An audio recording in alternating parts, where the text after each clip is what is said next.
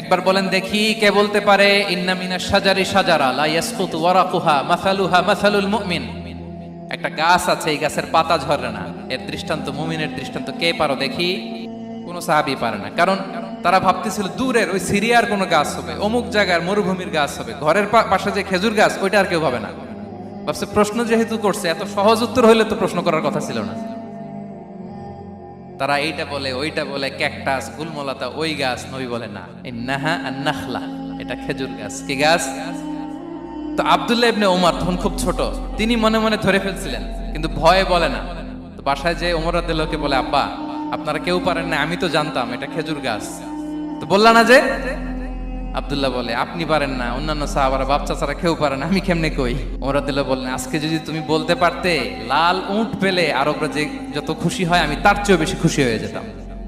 নবীর সামনে আমার বুকটা এত বড় হয়ে যেত। আল্লাহ।